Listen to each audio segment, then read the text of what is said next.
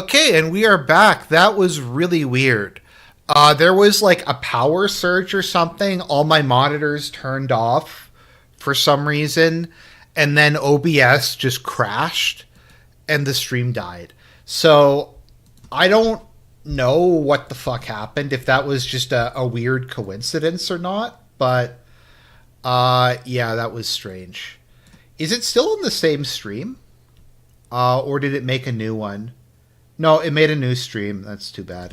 But yeah, I'm gonna say that I was hacked. That's gonna be my the story. The RCMP is coming to get me. Yeah, they are. I'm sure they are. Okay, so where were we?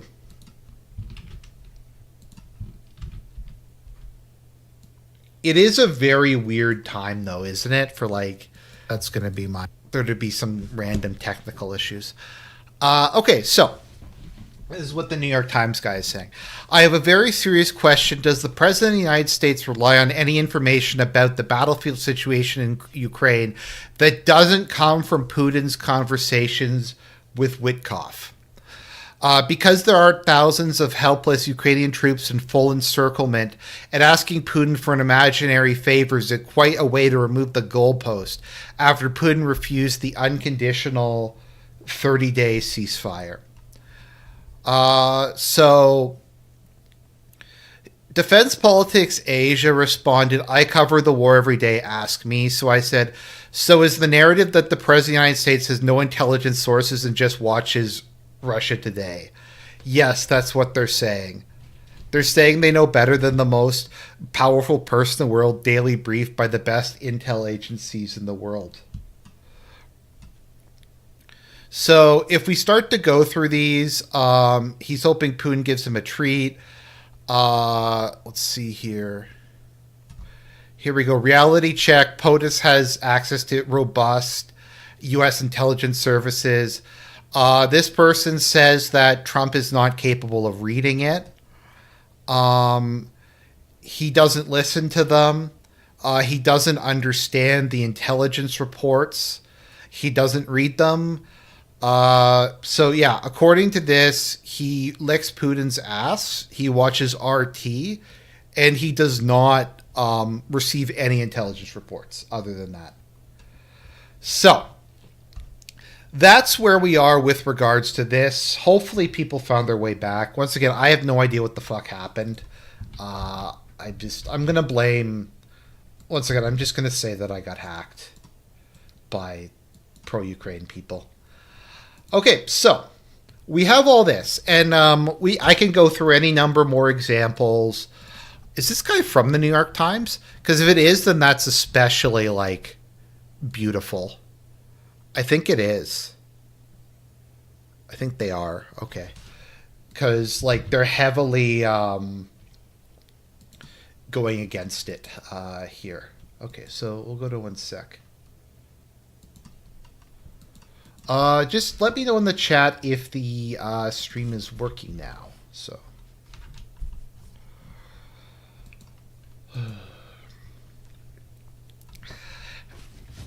you know, just sorry, just a complete digression for a second before we get into this. I like to hope that I'm better than Phil when it comes to streaming. I know that there's like a fair amount of dead air in my streams when I'm trying to think or I stumble on something or something like that. But I've tried watching some DSP streams and they're unaloggable. They're just so boring. I can't, like, you can't even make fun of it. Okay, so anyways. So we had all that. All these people got angry at Trump. They said Trump sucks. Now, I'm going to give Trump credit. This actually earned some respect from me. Trump is the only major, and I say major because Orban does this too, only major Western leader who actually talks about the human cost of the war and doesn't just see it as an RTS game. Like, Trump talks a lot, like he goes, all these beautiful people are getting killed. He's like, the political considerations are secondary. We have to just stop the widespread death and destruction and stuff like that. And you can say that that's naive or short-sighted or whatever. But is that really what, like, an evil psychopath would say. That he's concerned about people being killed in a war. That he's worried about their welfare. I don't think so. And I got to give Trump credit for trying to do the right thing here. So, let us see what pro-Russia... Okay, so I think I've made the case. People in chat, have I made the case that there was a lot of pushback against this, who said that Trump was doing pro-Russian talking points, that he was watching Russia Today, that he's shilling for Putin? I think I've done that. I'm not going to go through more because Twitter's search doesn't work, but you can go look it up. The New York Times also references it.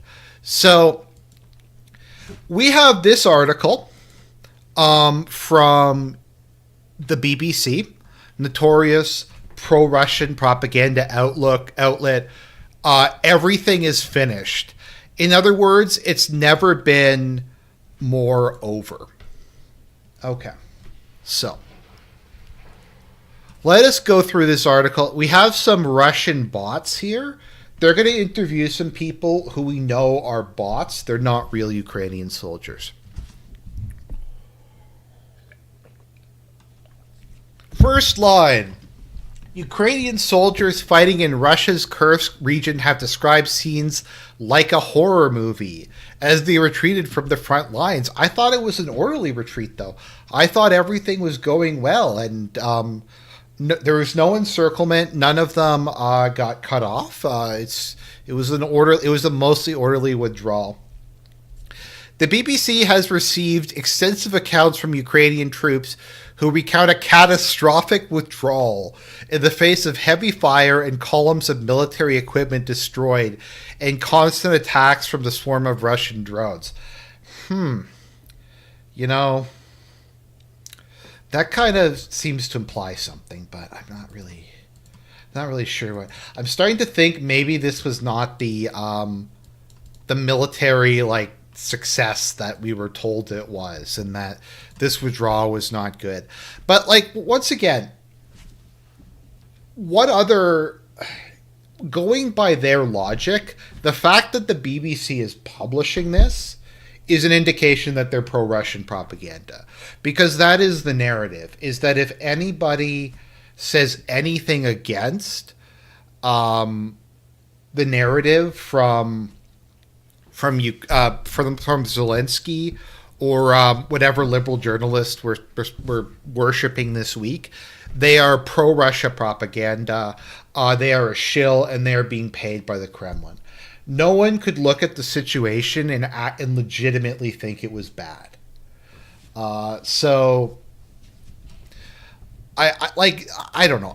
You can argue that I'm not being fair. I think I'm being 100% fair, given how they treat people who say anything that the war is going poorly. Okay, the soldiers who spoke over social media were given aliases to protect their identity. Some gave accounts of a collapse as Ukraine lost Suja, the largest town it held. So, let's just think about this for a minute. Why did they have to give aliases to protect their identities? I thought this was a free democratic society. I guess the Ukrainian secret police wouldn't like it if they were revealing the truth. You know, that's kind of an interesting thing. So the BBC seems to be implying that Zelensky's lying and things are really bad on the ground, and that if anyone tries to tell the truth about it, they will get sent to a gulag. That's what it seems to be. Ukrainian restrictions on travel to the front have meant it is not possible to get a full picture of the situation, but this is how 5 Ukrainian soldiers described to us what happened. Now, once again, and I always just say this I am irony posting. I am not attacking the Ukrainian army. I get sick over what they have to deal with. They have to deal with all this nonsense. Like this, they could have pulled out. My understanding is they're still throwing troops in to try to hold like a couple meters of Russia, and it just gets worse and worse and worse as time goes on. and they're having to deal with this shit. They could have withdrawn weeks ago, months ago, and they could have maybe done an orderly withdrawal, but no. We're having them just run over the fields being shot at by drones and... Ugh. Okay, let's see here. Ukrainian troops are trying to leave columns of troops and equipment. Some of them are burned by Russian drones on the road. It is impossible to leave during the day. So...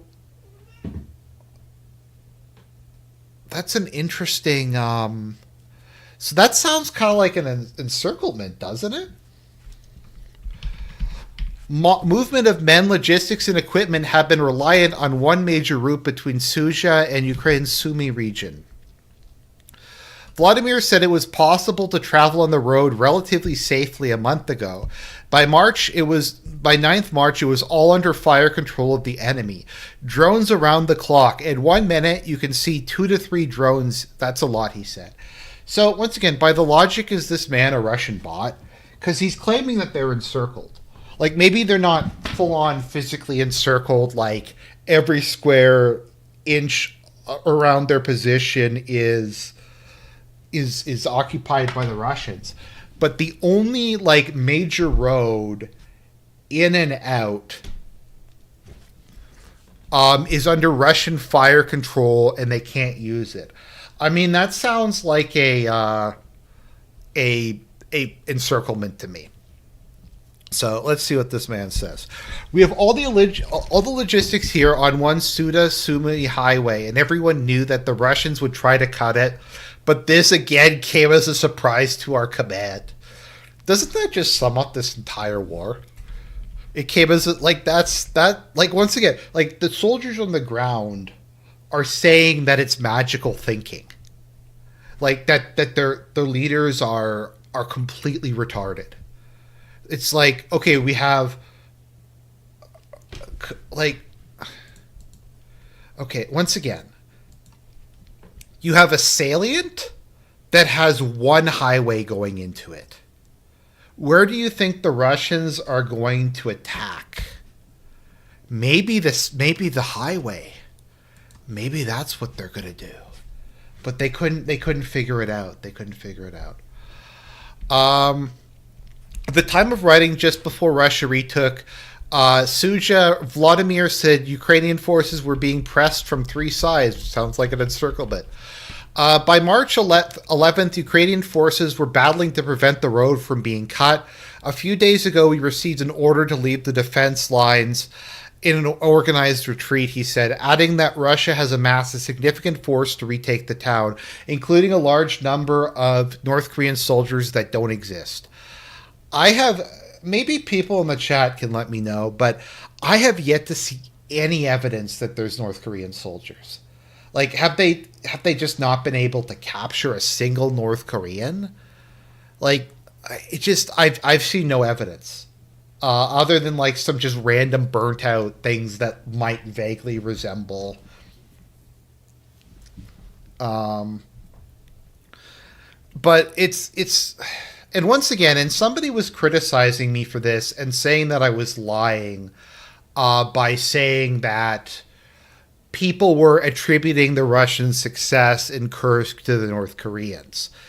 And here they are kind of doing that. Now, maybe they're not saying they're a majority of the force, but they're clearly saying that a substantial portion of the army, a substantial portion of the Russian force were North Koreans.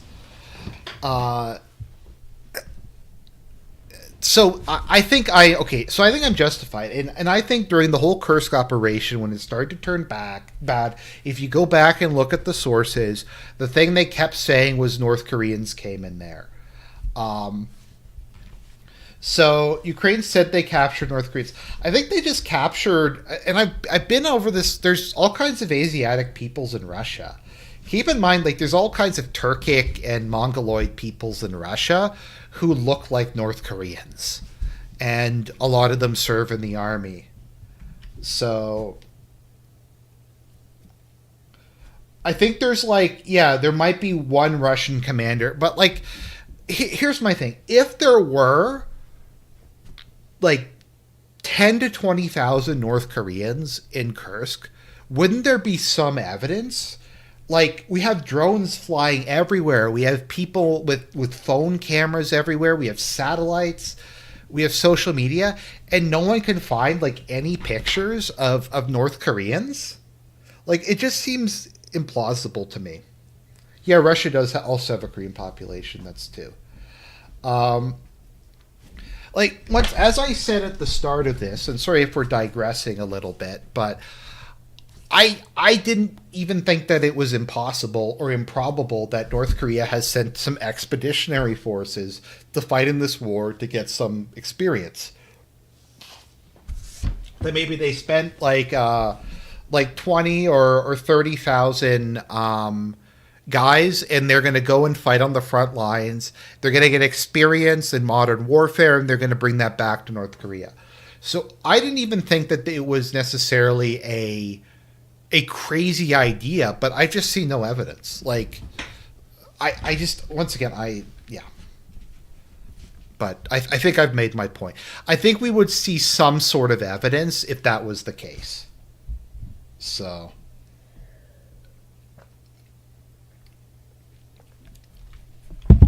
Okay, Russia has also sent its best drone units to the front and was using kamikaze and first-person view variants to take fire control of the main logistic routes. They included drones linked to operators by fiber optic wires, which are impossible to jam with electronic countermeasures. I find that very interesting, that we're kind of like going back to like an earlier phase. So like we had things that were wired, then we went to wireless, and now we're going back to wired again. I find that really interesting, that the fiber optic wires work well enough and they don't get caught on stuff. The enemy managed to destroy dozens of units of equipment. It looks like something from Stalker. So here we have Anton. The situation on that day, March 11th, was described as catastrophic by Anton. The third soldier spoken to by the BBC was serving in the headquarters for the Kursk front. He too highlighted the damage caused by Russian FPV drones. Now, this Russian bot is going to say something that is a lie. He's a bot. We used to have an advantage in drones. Now we do not, he said. But I thought that Ukraine had a huge advantage in drones. I keep getting told this. He added that Russia had an advantage with more accurate airstrikes and a greater number of troops. Well, Ukraine doesn't have an air force, so. Anton said supply routes had been cut, logistics no longer work, organized deliveries of weapon, ammunition, food, and water are no longer possible. Now, once again, going up to what the previous soldier had said when he was talking about the highway being cut, like this is why I started to hate Zelensky personally. It's been a month ago. They could have withdrawn. Now, a lot of them would probably have died. It probably would have not been good, but they could have done that. They could have pulled out in relative good order before their supply lines got cut, and they wouldn't have to do this shit. He managed to leave Suja by foot at night, and we almost died several times. Drones are in the sky all the time. Like, this is unforgivable. This is just, like, it's a child could see this. A child could see that Russia was going to cut off the highway because they have an air force, and they have artillery, and they have other stuff, and that there would be difficulty getting out. But Zelensky and Sersky and all those dudes preferred to just leave them there in Suja to get encircled and just to get brutally slaughtered so that they could hold on to a quote-unquote city in Russia for just a couple days more. Like, these people are scumbags. As I've said many times, it is an honorable and noble thing to die for your country, but your death has to be in some sort of strategic purpose and not just to massage someone's ego. And this was pointless. These men could have all been pulled out. They could have established defense lines in Sumy, and something could have happened. And it made me kind of, it's what ultimately made me hate Zelensky, was all the times, because this happened in so many different places, where thousands of Ukrainian troops get surrounded. He tells them to just stand and die, and they just get killed. Now, what I had said is Putin had said that the troops could surrender, that Zelensky would have to give an order for the troops to surrender. What Zelensky could have said is, while the vast majority of our forces have gotten out of Kursk region, if there are a couple people left over because they were wounded or their trucks broke down or something else happened, they can surrender to the Russians.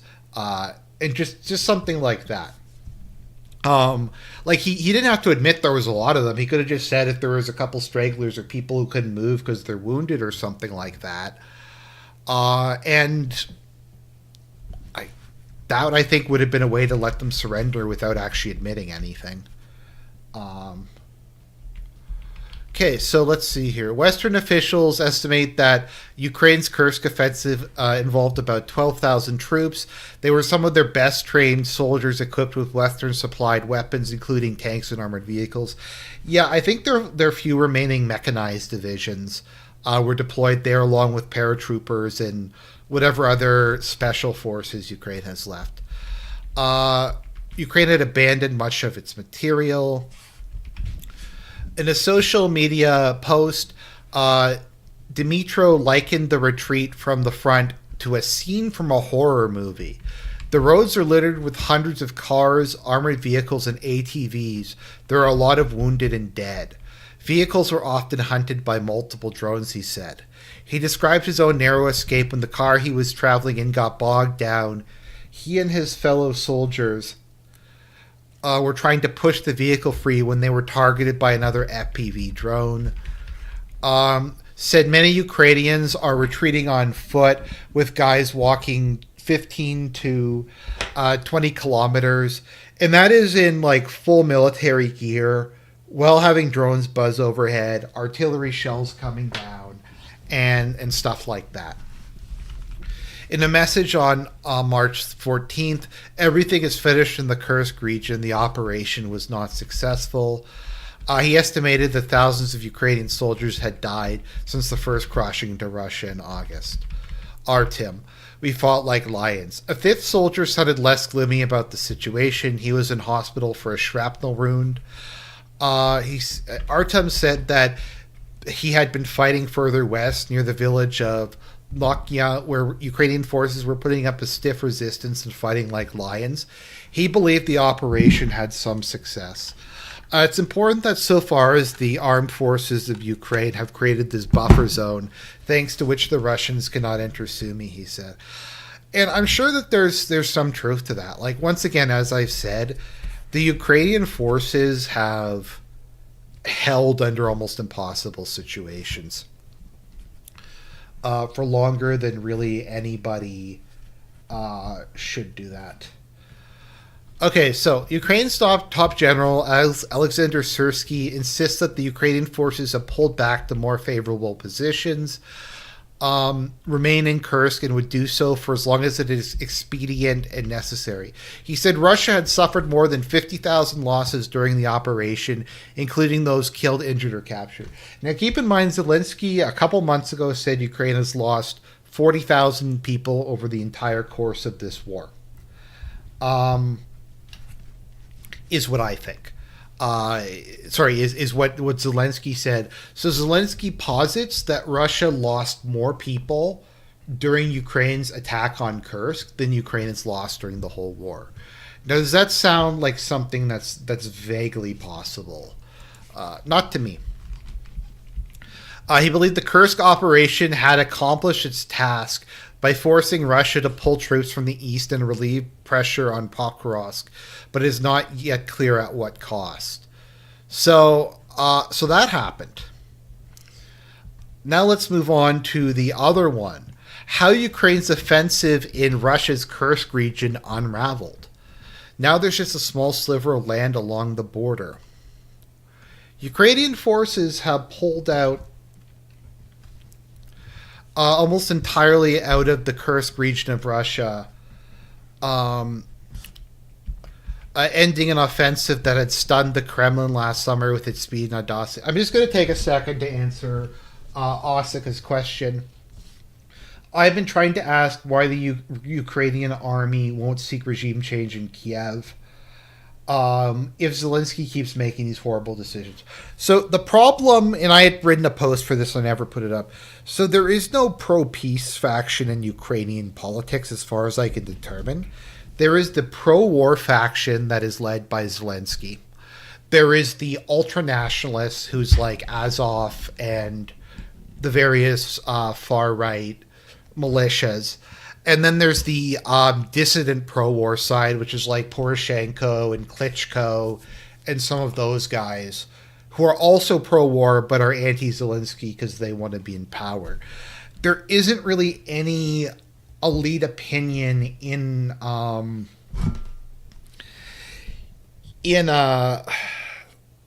Ukraine that is against the war. And that's kind of the issue. The secret police are very effective in Ukraine. They've arrested or banned all opposition, either formal opposition in the form of parties or anybody in the media who has disagreed with the war. And even like the dissident pro-war party, like Poroshenko and Klitschko, I think are on 24-hour surveillance from the secret police. And such. Now, if Zelensky did try to do a peace deal, the ultranationalists would probably kill him. People, you can tell me if that's an unfair characterization. I don't want to say neo-Nazi because I think that's cringe, but I think calling them ultranationalists is probably a somewhat neutral way of putting it. So they're backing his regime, and he can't step down. Because of that. Also, as the war goes on, him and his friends make a lot of money off of contracts, off of selling weapons from the U.S. on the black market, embezzling money. There's really no reason for Zelensky to seek a negotiated settlement. There's really no reason for him to give up because as soon as he starts negotiations, he will be removed from power and probably killed. But if he holds on until the war is decisively over and it collapses, then he can go into the government in exile in Brussels or Paris or somewhere, and the grift can continue. The grift can just keep going. Zelensky could be the government in exile. He could be the president of Ukraine in exile for like the next 20 years and keep making money off of the grift.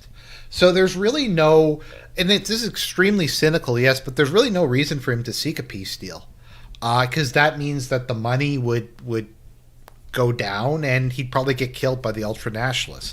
Now, Zelensky has, I believe it's French special forces are guarding him.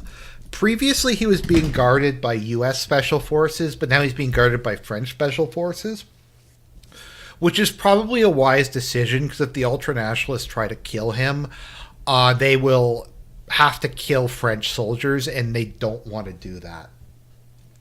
So, okay. Anyways, Osika, does that kind of answer your question as to what it is? There's no organized alternative. There's the ultranationalist units are kind of a Praetorian Guard, and basically anyone who's suspected of being disloyal or lukewarm about the war is sent to the Gulag or to the front lines to die. It's an extremely effective police state. I also think that Zelensky is making the assumption that the South Vietnamese did, wherein he doesn't believe that America will allow Russia to win a total victory. I think he's convinced that if Russia reaches the Dnieper and the Ukrainian army collapses, that the U.S. will intervene and threaten to use nuclear weapons. And I think that's his guess, that either that's going to happen or France or UK will threaten to use nuclear weapons, and that'll ultimately bring Russia to a halt. That is what I think Zelensky is betting on. I think that's what Europe's betting on with regards to their whole justice, the Avengers sending troops to Ukraine. They think that Trump is bluffing, and that he won't actually allow their troops to get slaughtered by the Russians. I think is the guess that they're making. So that's kind of, I think, what they're thinking at the moment. Russian forces were closing in all directions, said the platoon's commander, prompting a retreat. All directions. The commander, who asked to be identified only by his call sign, Baroda, in keeping with military protocol, said it took his unit 2 days to hike more than 12 miles from their positions near the Russian village on the Ukrainian border. By then, the area where positions was already occupied by Russian forces, he said when reached by phone. Let's see here. So they've lost over 90%. The end of the battle is coming. How much Russian territory Ukraine still controls in Kursk could not be independently confirmed, and soldiers reported fierce fighting was ongoing. Okay, so let's go down. The soldiers said they are trying to set up strong defensive positions along the ridge lines on the Russian side of the border. It's not going to happen, guys.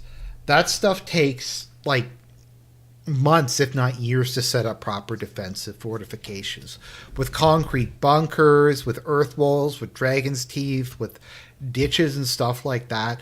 I mean, they can dig some trenches, and that would probably be better than nothing. But Fubart, you're thinking of Gaddafi. Gaddafi had the all-female unit.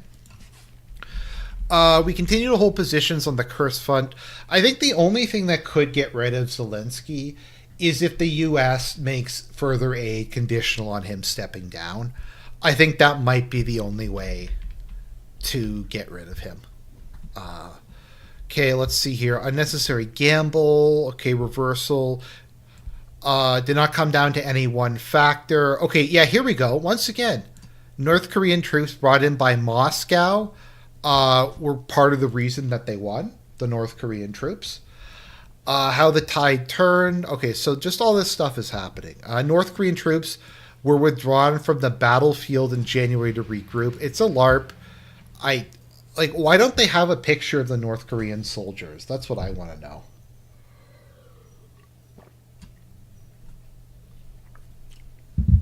Russia could probably kill Zelensky, but they have no incentive to do so because he keeps doing stuff like this. Let's see here. Russia's breakthrough moment. Razor wire defenses along the border. Fears of a new front. So that's happening. So that's the current situation in the mostly peaceful retreat from Kursk. Now, my understanding is that the Russians are actually pushing all along the front line now, more so than they have. They've been gradually picking up steam.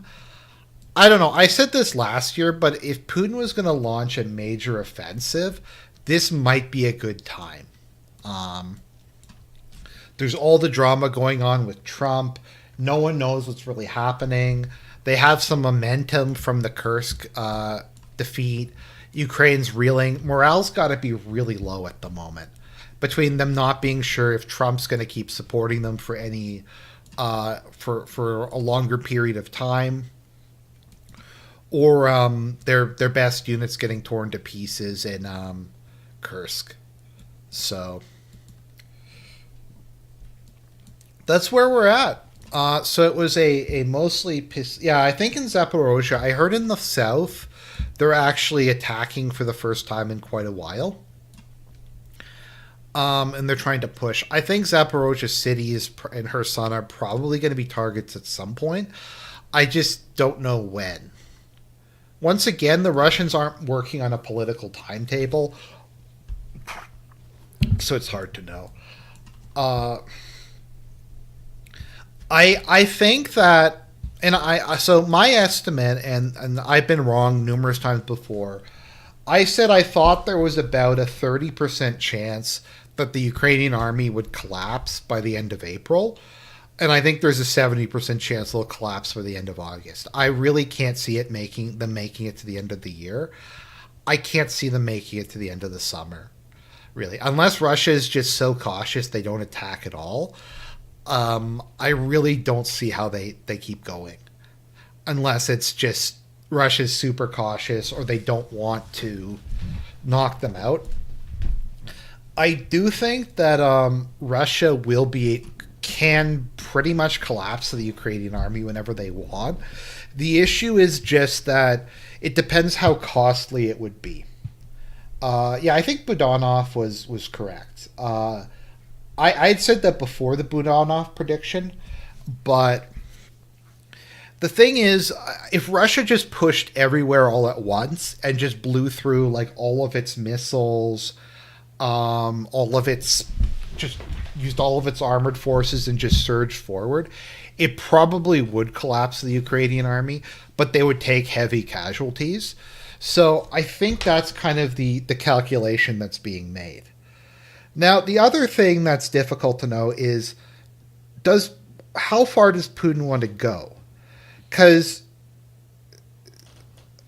he would have to. So he currently has a certain set of demands. And to expand on the demands, the Russians would have to take another oblast, hold a fake referendum there, and annex it. So I don't know if the Russians want to go through and try to take Kharkov and Sumy and the Black Sea coast, or if they would be willing to settle for the remainder of the five regions that they control. I'm not really sure. It's a interesting question. As I've said, I don't know if Putin necessarily knows what the end game is. Because if they want to take more, they kind of have to do that soon, or the negotiations with Trump might not go anywhere. But there's just so many. Can Ukraine retreat from the rest of the annexed province as a result of a peace deal?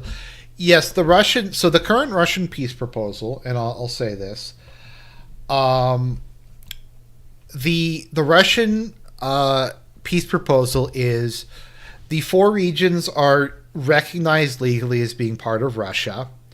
Ukraine relinquishes claims to them. Ukraine withdraws from the remainder of the administrative borders, including the parts that they still control.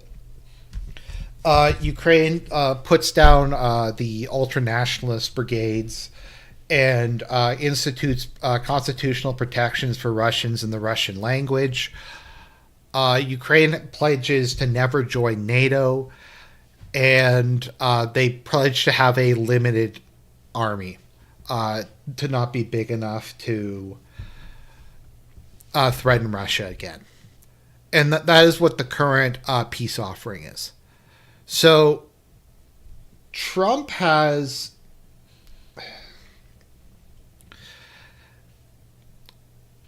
moved a lot. So Trump, I think his current thinking is the offer will be no NATO membership for Ukraine ever, and Russia can keep the areas they already occupy, but they will not legally be recognized, I think is what Trump's offer at the moment is, which is a lot closer to what the Russian demands are than what Biden did. But this is like where it's kind of difficult, because Putin is in a position where if it goes on for a couple more months, he might be able to grab more. But if he blows Trump off and he doesn't engage in negotiations with him, then he's going to look bad to the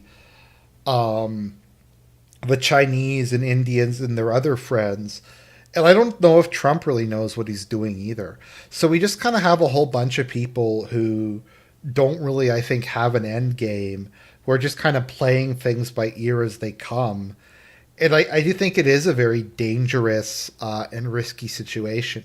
In some ways, we've never been closer to peace since the end of this conflict, but we've also never been closer to World War III. And we have Starmer with his, what was it? Starmer was like actually planning.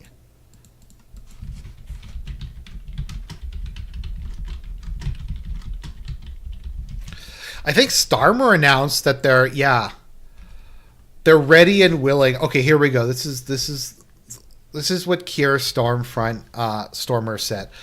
Prime Minister Sir Keir Starmer has said military planning to protect a potential Ukraine ceasefire is moving to an operational phase.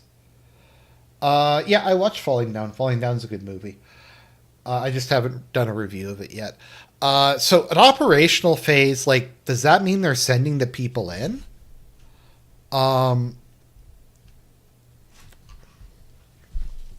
the world needs actions, not empty words. So operational sounds like they're sending them. They're saying that they're going to put UK troops on the ground as part of a peace agreement. So I don't know. They're talking about that, the full scale Russian military invasion. So he's saying that they're going to send 10,000 troops to Kiev. To Ukraine. I don't think that that's going to happen.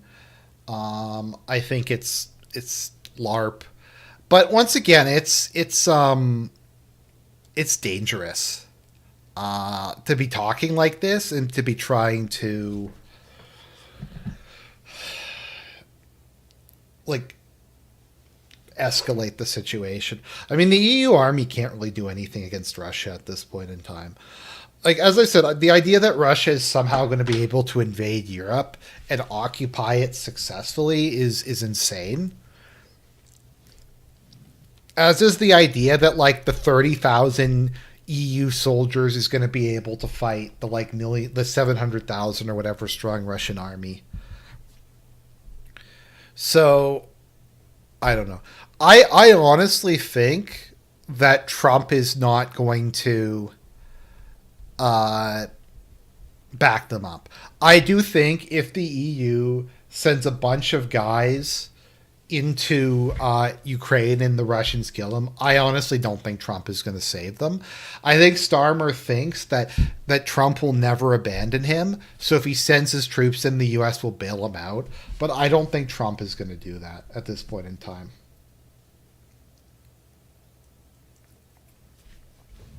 What happens if Ukraine decides to be annexed by Poland so that they can be part of the EU and NATO? What would Russia do? It's an interesting question. I've heard about the partition of Ukraine before. Something that they've brought up in the past and they brought up again is the idea of decentralizing Ukraine and making it a federal state and giving more autonomy to the various minorities, which probably would have been a smart idea like back in the day, but the nationalists have wanted to build a unified Ukrainian state that has one identity and is stripped of minorities more or less. One thing is though, NATO troops are much higher quality than the Russian ones fighting on the front lines.